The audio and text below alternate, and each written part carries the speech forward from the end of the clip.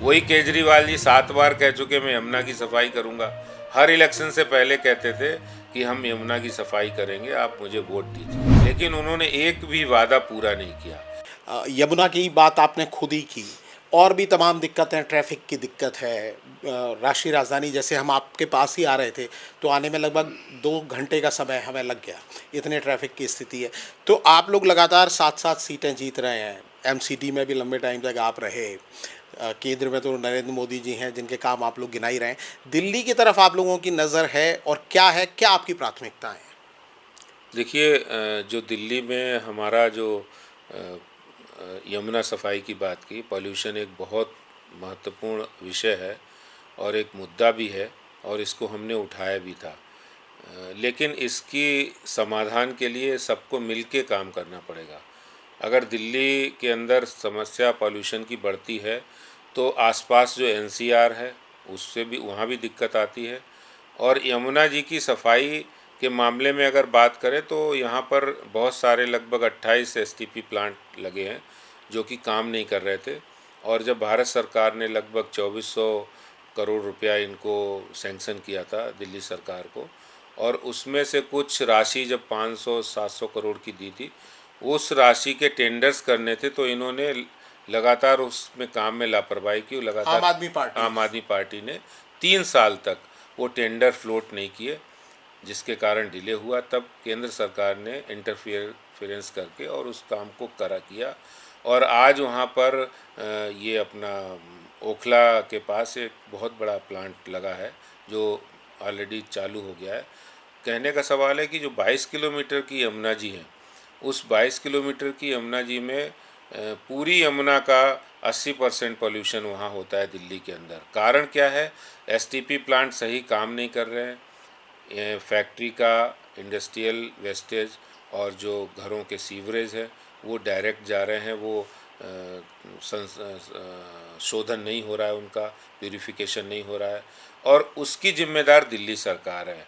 केंद्र सरकार फंड मुहैया कराया, उसके बावजूद भी उन्होंने समय पे काम नहीं किया, क्योंकि उनका काम में कोई इंटरेस्ट नहीं है कि जनता को कोई सहूलियत मिले, पॉल्यूशन ख़त्म हो और जनता को आराम मिले। उनका सिर्फ एक ही बात है कि कोई भी तकलीफ़ होगी तो वो कहेंगे पंजाब से पॉल्यूशन हो रहा है, कभी कहेंगे जब पंजाब में उनकी सरकार नहीं थी तो पराली पंजाब से आ रही है धुआं, और जब उनकी सरकार बन गई तो हरियाणा से आ रहा है धुआं, और पंजाब में बहुत अच्छा काम हो रहा है। तो ये जो दूसरे पे दोषारोपण करने की जो उनकी आदत है, इसके कारण से और काम नहीं करने से कारण से बहुत सारी समस्याएं दिल्ली में हैं। लेकिन केंद्र सरकार ने समय रहते बहुत सारे काम इनके जब बार बार ना करने के बाद उन्होंने संभाले हैं, और मोदी सरकार ने यहाँ पर यमुना सफाई के प्रोजेक्ट को हाथ में जब लिया, और इसके साथ साथ एनसीआर बोर्ड के साथ प्लानिंग करके यहाँ बहुत सारी फैक्ट्रियाँ जो बहुत सारा पॉल्यूशन करती थी उनको बाहर शिफ्ट किया जाए, इस मुद्दे पर सारी चर्चा हुई, बातें भी हो रही, काम भी हो रहा है। समय लगेगा, लेकिन ये ज़रूर है कि दिल्ली में ये बहुत बड़ी समस्या है जिससे दिल्ली के जनजीवन पर बहुत असर पड़ता है। साल में हम 2 महीने तो काम भी बंद करना पड़ता है जो इन कंस्ट्रक्शन के काम हैं, तो ये बड़ी समस्या है। और जब तक दिल्ली सरकार केंद्र सरकार के सहयोग के साथ ही काम नहीं करेगी तब तक ये काम समाधान होना संभव नहीं है। हाँ, ट्रैफिक के लिए बिल्कुल। देखिए, ट्रैफिक एक बड़ी समस्या है यहाँ पर। देखिए, आप पिछले करीब 30-40 सालों से समुचित रूप से वाइडनिंग नहीं हुई है सड़कों की।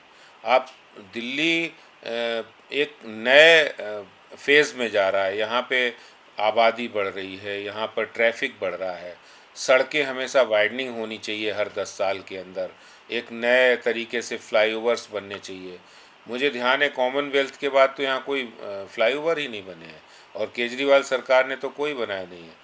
अब मोदी जी सोचते रहते हैं टनल बना दी, आप देखते हैं प्रगति मैदान की टनल बना दी है, वो एक अच्छा काम कर रही है। ईस्टर्न पेरिफेरल और वेस्टर्न पेरिफेरल बना दिए हैं, दिल्ली से लिंक एक्सप्रेस पे बने हैं, चाहे दिल्ली मुंबई हो, दिल्ली देहरादून हो, दिल्ली आगरा हो, तो ये सारे कार्य हो रहे हैं। मैं समझता हूँ कि ये सारे काम होते हुए जो प्रगति हो रही है तो उसको नज़रअंदाज नहीं किया जा सकता। लेकिन ये बात सबको दिख रही है कि केजरीवाल सरकार इन सब मोर्चों पर पूरी तरह से फेल साबित हुई है। यानी आपको लगता है कि जो दिक्कतें हैं वो दिल्ली सरकार की वजह से हैं, चुनाव बिल्कुल सामने है। हमारी शुभकामनाएं आपको। फिर चुनाव के बाद एक बार फिर हम आपसे मुलाकात करेंगे, देखेंगे आपका विश्लेषण कितना सही है। आप सभी का इस कार्यक्रम को देखने के लिए धन्यवाद।